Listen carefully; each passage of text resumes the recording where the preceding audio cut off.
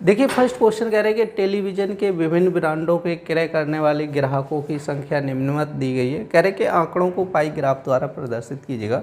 तो ये जो आंकड़े दिए गए ऊपर ब्रांड दिए, नीचे संख्या दी गई आपका ABC, ठीक है, और ई तक 5 ब्रांड दिए गए और हमसे कह रहे हैं कि ये संख्या दी, इनको पाई ग्राफ बनाना है। ठीक है, तो पाई ग्राफ बनाने के लिए सबसे पहले हम लोगों को ये जो वैल्यू दी है उसको, ठीक है, रेडियन में बदलना पड़ेगा, मतलब डिग्री में बदलना पड़ेगा, समझ आए। तो सबसे पहले हम एक टेबल बनाएंगे, जैसे रखेंगे आपकी ब्रांड, ठीक है, दूसरी तरफ रखे हैं संख्या, ठीक है, तीसरे कॉलम में रखना है आंतरिक कोण।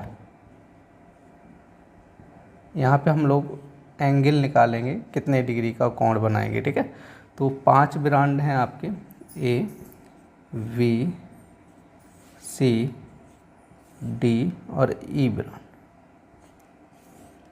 क्लियर रखने। तो देखो इसमें कितना कह रहा है 40, 20, 15, 15 और कितना दिए गए 10। तो देखो इसको हम लोग, ठीक है, उसमें बनाएंगे, डिग्री निकालेंगे कि जैसे 40 संख्या है वो डिग्री में कितने डिग्री बनेगा। तो देखिए इसको बनाने के लिए क्या करना है, यहाँ पर रखना है 40, ठीक है, और बट्टी में क्या करना हो, देखो ये एक तरीके से मान चलो परसेंटेज होता है। ठीक है, दिया ना ग्राफ का क्या दिया गया, संख्या दी गई जैसे 40, और ये परसेंटेज मान के चलना है, क्योंकि 100 में यदि 40 होगी तो 40% बोली जाएगी, 100 में 20 होगी तो 20% बोली जाएगी। तो एक तरीके से ये परसेंटेज मान लेना है। ठीक है, कितना है 40% है, इसको हम लोग क्या लिख सकते हैं 40/100। अब बदलना क्या है डिग्री में, तो ये बताओ एक जो सर्किल होता है वो कितने डिग्री का होता है 360, तो 360 का गुणा कर दीजिएगा। देखिए 0 से 0, अब ये यहाँ 0 से 0, 4 गुणे 36 करेंगे, कितना हो जाएगा 4 × 24 हो जाएगा, 144 डिग्री। तो देखिए यहाँ पर कितना हो जाएगा 40/100 गुणा कितना हो जाएगा 360। जब इसको हल करेंगे तो ये बनेगा 144 डिग्री कोण बनेगा। तो जैसे 20 लिखे तो टोटल वैल्यू 100 मानेंगे, 100 में 20 तो मान के चले 20%। देखो कहीं पर भी आपसे बोला जाएगा टोटल, जैसे 100 में 20 है तो 100 में 20 है तो मतलब इसको हम कह सकते हैं 20%, तो वैसे ही है। तो यहाँ पे मान के चलो जैसे 20% लिखा है तो क्या लिखना है आपको 20/100 गुणे 360, 2 0 से 0 कटेगा तो ये 36 दूनी कितना हो जाएगा आपका 72 डिग्री हो जाएगा, क्लियर नहीं। ऐसे ही आपका 15/100 करना होगा और यहाँ पे करना होगा 360। तो देखो 15/100 गुणे 360, अब देखो 0 से 0, 5 तिया 15, 5 दूनी 10, 18, तो 18 तिया कितना हो जाएगा आपका 54 डिग्री बनेगा। वैसे ही यहाँ पे 15/100 गुणे 360 इक्वल टू 54 डिग्री, क्लियर नहीं। अब ये हो जाएगा 10/100 गुणे 360, तो ये हो जाएगा आपका 36 डिग्री, क्लियर नहीं।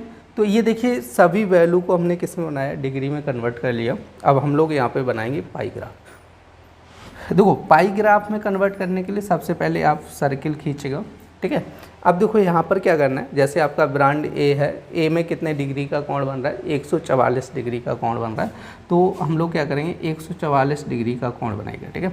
तो जैसे आप एक सीधी लाइन खींचेंगे और यहाँ पर यदि आप ऐसे खींचेंगे तो 90 डिग्री बनेगा, तो 90 डिग्री से थोड़ा ज़्यादा बन जाएगा, ठीक है। तो 144 डिग्री का कोण बनाना तो इस टाइप से आप लोग बना लीजिएगा, ठीक है, क्योंकि 144 डिग्री से, क्योंकि 90 डिग्री से ज़्यादा रहेगा।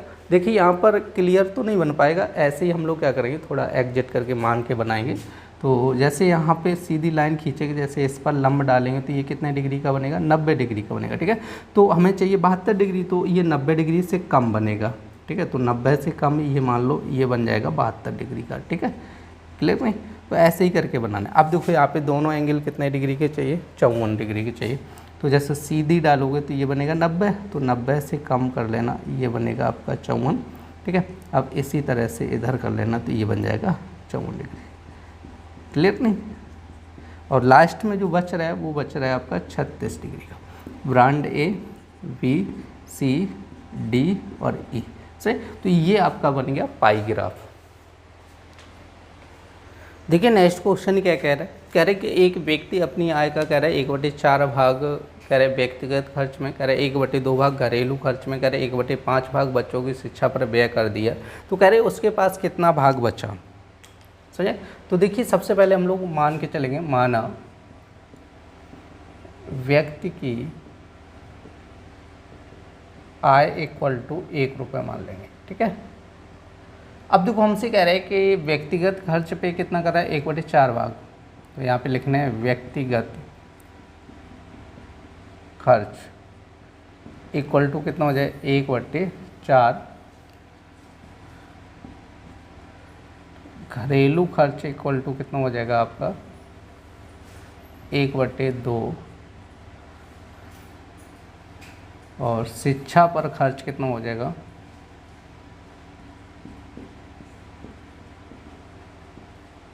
खर्च कितना हो जाए, 1/5 दिया है, समझे। तो देखो कह रहे व्यक्तिगत खर्चा कितना दिए, 1/4, 1/2 घरेलू शिक्षा पर, 1/5 बच्चों की शिक्षा पर कह रहा है, ठीक है। तो यहाँ पे लिखना है कुल खर्च, क्या लिखना है, कुल खर्च। तो कुल खर्च इक्वल टू कितना हो जाए, 1/4 प्लस 1/2 प्लस 1/5। तो देखिए इसका एलसीएम ले लीजिएगा, टोटल कितना हो जाएगा, 20 हो जाएगा। तो 4 का भाग 20 में करो, कितनी बार जाएगा, 5 का, 5 बार जाएगा। तो 5 का एकम गुणा करेंगे 5 हो जाएगा, ठीक है। 2 का भाग 20 हम करेंगे कितनी बार, 10 बार। 10 का एकम करेंगे तो 10 हो जाएगा।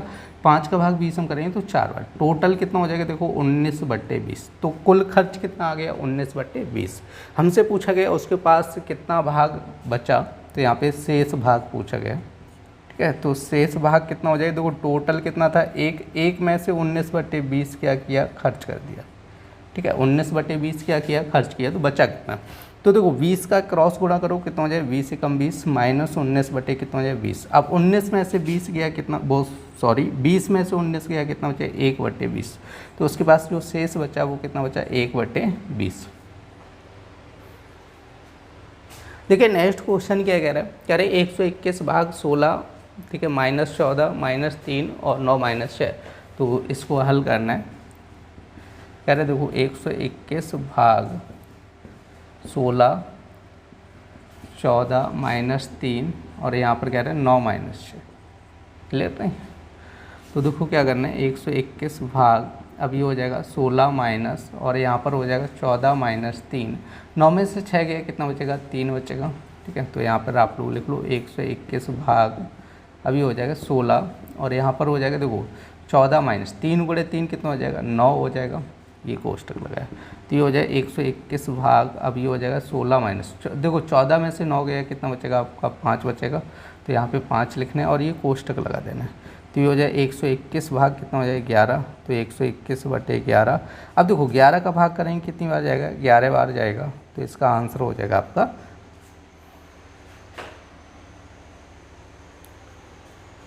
देखिए नेक्स्ट क्वेश्चन क्या कह रहा है, कह रहे हैं कि एक समबाहु त्रिभुज का परिमाप कह रहा है कि 12 सेंटीमीटर है, इसका क्षेत्रफल ज्ञात कीजिएगा। तो सबसे पहले हम लोग लिखेंगे समबाहु त्रिभुज का परिमाप कितना दिए गए, 12 सेंटीमीटर दिए गए। तो यहाँ पे देखिए सबसे पहले हम लोग फॉर्मूला लिखेंगे समबाहु त्रिभुज का परिमाप। तो देखो समबाहु त्रिभुज का परिमाप क्या होता है, पहले तो पता होना चाहिए समबाहु त्रिभुज का मतलब क्या होता है, जिसकी सभी भुजाएं कैसे होनी चाहिए, बराबर। उसको हम लोग क्या बोलते हैं, समबाहु त्रिभुज, समझे। जिसकी सभी भुजाएं बराबर हों उसको क्या बोला जाएगा, समबाहु त्रिभुज। तो इसकी तीनों भुजाएं क्या होंगी, बराबर होंगी। और त्रिभुज में कितनी भुजाएं होती हैं, 3। हम देखो पूछा गया परिमाप, क्या पूछा गया, परिमाप पूछा गया। तो ध्यान रखना है, सबसे पहले हमें परिमाप का फॉर्मूला निकालना है। तो देखो परिमाप आप लोगों को बता चुका हूँ कि परिमाप मतलब ये होता है कि जैसे इसकी तीनों भुजाओं की लंबाई को जोड़ लिया जाए तो वो क्या बन जाएगा, परिमाप बन जाएगा, ठीक है। तीनों भुजाओं की लंबाई को जोड़ लें तो क्या बन जाएगा, परिमाप। जैसे मान लो ये भुजा x तो ये भी x ये भी x, तीनों भुजाओं की लंबाई कितनी हो जाएगी, 3x हो जाएगी। तो इसका परिमाप कितना हो जाएगा, 3x। x मतलब क्या है, भुजा है, समझे। तो इसका परिमाप क्या होता है, 3 गुणे भुजा हो जाता है, समझे ना। समबाहु त्रिभुज का परिमाप कितना हो जाएगा, 3 गुणे भुजा। और परिमाप हमें दिया गया है कितना, 12 सेंटीमीटर दिया है। तो 3 गुणे भुजा इक्वल टू 12 इक्वल टू 3 गुणे भुजा, 3 से काटो कितनी बार कटेगा, 4 बार। तो भुजा इक्वल टू कितनी आ जाएगी, 4 सेंटीमीटर, समझे। समबाहु त्रिभुज की जो भुजा है ना वो कितनी है, 4 सेंटीमीटर। हमसे कह रहे हैं इसका क्षेत्रफल ज्ञात करो। तो हमें लिखना है क्षेत्रफल इक्वल टू, या तो पूरा लिख लो समबाहु त्रिभुज का क्षेत्रफल, ठीक है, समबाहु त्रिभुज का क्षेत्रफल। देखो समबाहु त्रिभुज का क्षेत्रफल होता है √3/4 भुजा स्क्वायर, ठीक है। देखिए फॉर्मूले आप लोग ध्यान रखना है कि जो सूत्र दिए गए जो भी फॉर्मूले हैं उनको आप लोग नोट कर लेना और इनको लर्न कर लेना, समझे, क्योंकि बिना फॉर्मूले से आपका कोई क्वेश्चन होने वाला नहीं है। सही, जब फॉर्मूला याद होगा तभी क्वेश्चन को सॉल्व कर सकते हैं। तो समबाहु त्रिभुज का क्षेत्रफल इक्वल टू कितना होता है, √3/4 इंटू भुजा स्क्वायर। तो ये हो जाएगा √3/4, भुजा कितनी है आपकी 4 × 4, तो 4 से 4 कैंसिल कर दो, तो इसका आंसर हो जाएगा 4√3।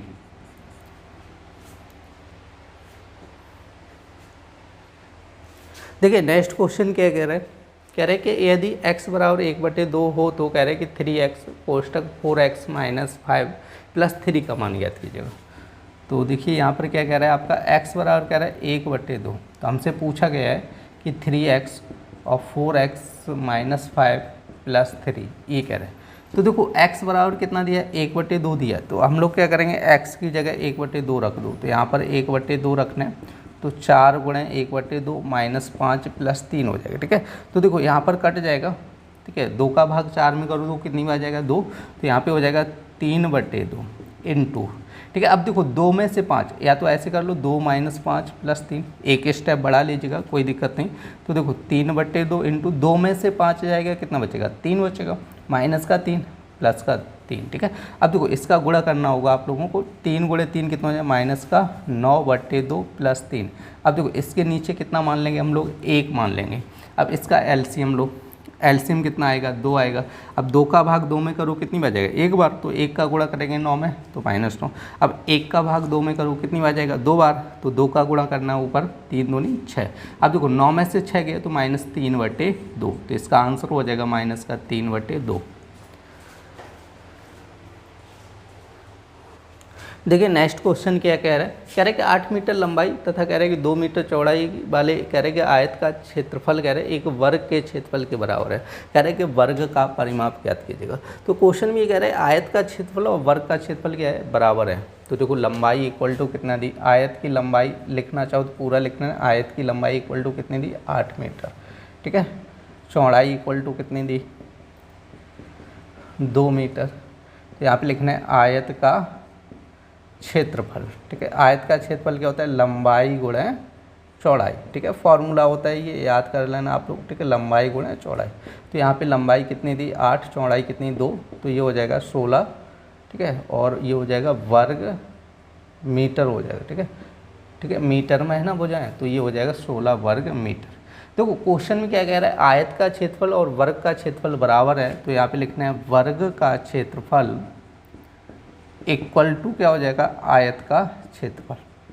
देखो क्वेश्चन में जैसे कह रहा है वैसे ही करो। ठीक है, क्वेश्चन जैसे बोल रहा है वैसे ही करते चले जाओ, ज़्यादा कठिन सवाल नहीं होते हैं। सीधा कह रहे हैं कि आयत का क्षेत्रफल क्या है, वर्ग के क्षेत्रफल के बराबर है, तो वर्ग का क्षेत्रफल इक्वल टू क्या होता है, आयत का क्षेत्रफल। आयत का क्षेत्रफल कितना दिया 16, और वर्ग का क्षेत्रफल क्या होता है उसको रख दो यहाँ पर, भुजा स्क्वायर। वर्ग का क्षेत्रफल क्या होता है, भुजा स्क्वायर। अब हमको क्या चाहिए, भुजा, तो भुजा इक्वल टू क्या हो जाएगा आपका √, यहाँ पर लग जाएगा √16। तो यहाँ पे देखो भुजा बराबर कितनी हो जाएगी 4 मीटर। इसकी भुजा कितनी आ जाएगी 4 मीटर। समझाया। अब हमसे क्या पूछा गया, वर्ग का परिमाप। तो देखो वर्ग का परिमाप का फॉर्मूला क्या होता है, वर्ग का परिमाप, तो ये होता है 4 × भुजा, क्योंकि वर्ग में कितनी भुजाएं होती हैं, 4 भुजाएं होती हैं, तो 4 × भुजा हो जाएगा। तो देखो यहाँ पर करना है 4 × भुजा कितनी आ रही है 4 मीटर, तो यहाँ पे 4 × 4। अब 4 × 4 कितना हो जाएगा 16 मीटर। समझाए। तो इसका जो परिमाप हो जाएगा वो कितना हो जाएगा 16 मीटर। देखिए नेक्स्ट क्वेश्चन क्या कह रहे हैं, कह रहे हैं कि सरल कीजिए, और आपका ये 2 भाग दिए गए हैं इसमें। जो फर्स्ट भाग आपका कह रहा है, कह रहे हैं कि -12/30 भाग 3/5 + 8/10। क्लियर कि नहीं। तो देखो भाग का मतलब क्या होता है कि जैसे ये भाग का चिन्ह लगे तो हम लोग क्या करेंगे, इसके पीछे की संख्या को पलट देंगे। ठीक है, जो नीचे वाली संख्या ऊपर करना, ऊपर वाली नीचे कर देना, तो ये भाग का चिन्ह किस में बदल जाएगा, गुणा में बदल जाएगा। तो देखो -12/30 गुणा हो जाएगा 5/3 और +8/10 हो जाएगा। तो देखो 3 से काटो, 3 × 12 हो जाएगा, 5 × 30 हो जाएगा। तो देखो यहाँ पर बनेगा -4/6 + 8/10 हो जाएगा। तो 2 से काटो 2 और 2 × 6, 2 × 8, 2 × 10 हो जाएगा।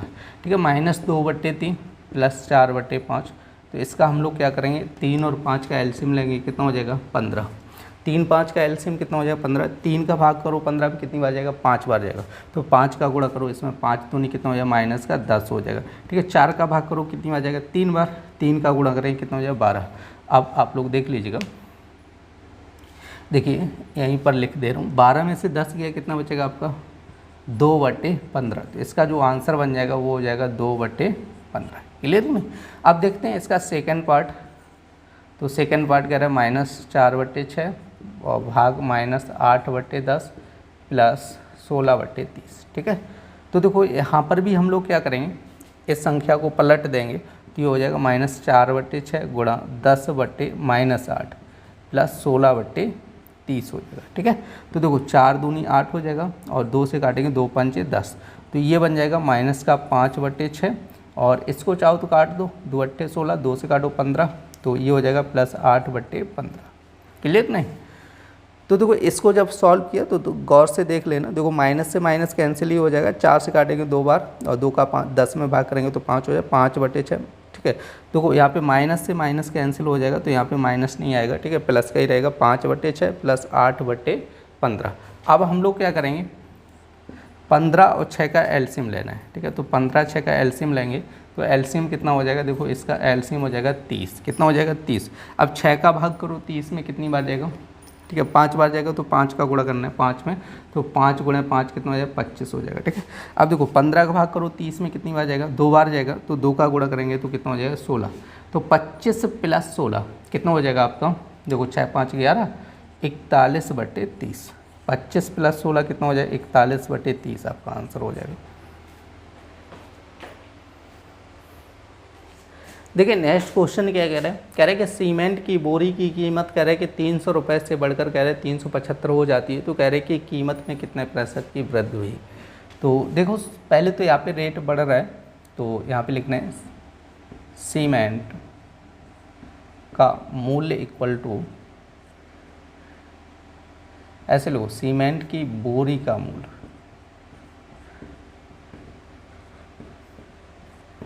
₹300, ठीक है। अब क्या हुआ कि इसमें वृद्धि हुई और 375 हो गई, तो यहाँ पे लिख लेना, तो यहाँ पे ऐसे लिख लो नया मूल्य इक्वल टू, डायरेक्ट लिख लो नया मूल्य इक्वल टू कितना हो जाए 375। देखो सीमेंट की बोरी का मूल्य कितना था 375, नया मूल्य का मतलब ये हो गया सीमेंट का रेट बढ़ने के बाद ये कितना हो गया 375 रुपये। तो यहाँ पे लिख लेना मूल्य में वृद्धि बराबर, ठीक है। हम लोग निकालेंगे कि मूल्य में कितनी वृद्धि हुई, तो 375 माइनस 300, ठीक है, तो 75 रुपये की वृद्धि हो गई। तो हमसे कह रहे हैं कि कीमत में कितने प्रतिशत की वृद्धि हुई, तो यहाँ पे लिखना है प्रतिशत वृद्धि इक्वल टू कितना हो जाएगा, देखो 75, ठीक है। टोटल जो वृद्धि हुई है मूल्य में कितने की वृद्धि हुई है 75 बटे पुराना मूल्य कितना था 300, गुणे कर लेना है 100। देखो 0 से 0 कटेगा, 3 से काटेंगे कितनी बार कटेगा 25, तो ये हो जाएगा 25% हो जाएगा।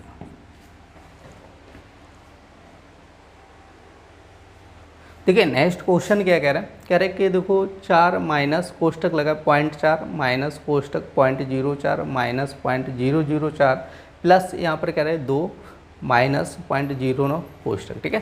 तो इसको सॉल्व करना है, क्या दिया देखो 4 माइनस 0.4 और यहाँ पर लगेगा 0.04 माइनस 0.004, ठीक है। अब देखो प्लस करके 2 माइनस 0.9 कोष्टक और ये बड़ा कोष्टक, ठीक है। तो देखिए सबसे पहले हम लोग जो छोटा कोष्टक लगाए उसके अंदर की वैल्यू को सॉल्व करेंगे। तो यहाँ पर देखो क्या बनेगा 4 माइनस 0.4 माइनस, अब देखो इसको और इसको सॉल्व करना है, तो देखो 0.04 है, अब इसमें से क्या करना है 0.004 घटाना है, ठीक है। तो अब इस संख्या में से इसको घटाना है, तो पॉइंट देखो सामने के सामने रहना चाहिए और इसमें से घटाएंगे। देखो 0 में से 4 नहीं जाएगा तो वहाँ से लेके 10 में से 4 गया, कितना बचेगा आपका 6, यहाँ बचेगा 3 और ये जी, ठीक है। तो इसके अंदर जो वैल्यू बचेगी वो बचेगी 0.036 प्लस। अब देखो 2 में से हमें क्या करना है, 2 में से आपका 0.9 घटाना है। तो अब देखो 2 के पीछे तो पॉइंट लगा नहीं, तो आप लोग 0.0 कर लो, ठीक है। अब पॉइंट के सामने पॉइंट रखना है, ऐसे लिखना है। अब इसको घटाना है। अब देखो 0 में से 9 जाएगा, नहीं जाएगा, तो एक कहाँ से लेंगे, 10 में से 9 गया, कितना बचेगा 1 बचेगा पॉइंट, और यहाँ पर कितना आ जाएगा 1। तो इसको जब सॉल्व करेंगे तो 1.1 बन जाएगा, ठीक है, कोष्टक। अब इसके अंदर कोष्टक के अंदर आप लोग देख लो, ठीक है, जो संख्या प्लस की हैं उनको ऐड कर दो। जैसे यहाँ पर जो प्लस की संख्या कितनी है 1.1 और ये 0.4 प्लस का है। तो देखो जब जोड़ना घटाना होगा तो ध्यान रखना है 0.1 सीध में रहना चाहिए, ठीक है। तो अब इसको जोड़ेंगे 5 पॉइंट और 1, तो ये जब आएगा 4 माइनस ये हो जाएगा 1.5 माइनस 0.036, क्लियर नहीं। अब क्या करना है, कोष्टक तब खत्म होगा जब इसमें से इस संख्या को घटा देंगे। तो यहाँ पर हम लोग लिखते हैं, देखो 1.5 में से 0.036 घटाएंगे तो 2 जीरो बनेंगे, ठीक है। तो 1.5 के बाद कितना लगाना है, 2 जीरो। अब इसी को घटाएंगे तो देखिए 10 में से आपका कितना गया, आपका 10 में से 6 गया, कितना बचेगा 4, और यहाँ बचेगा 9, 9 में से 3 गया, कितना बचेगा आपका 6, और यहाँ पे बचेगा आपका 4 और ये बचेगा आपका 1, ठीक है। तो यहाँ पे बचेगा देखो 4 माइनस 1.464। अब देखो इसको किस में से घटाना है, 4 में से घटाना है, तो यहाँ पे लिखना है 4.00।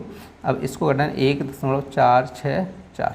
अब देखो यहाँ पे 0 में से तो जाएगा नहीं, यहाँ से लेंगे तो कितना हो जाएगा 10, 10 में से 4 गया, कितना बचेगा 6, तो यहाँ बचेगा 9 में से गया 3, तो यहाँ पे 9 में से गया तो 5, और यहाँ बचेगा आपका 3 में से 1 गया, कितना बचेगा 2।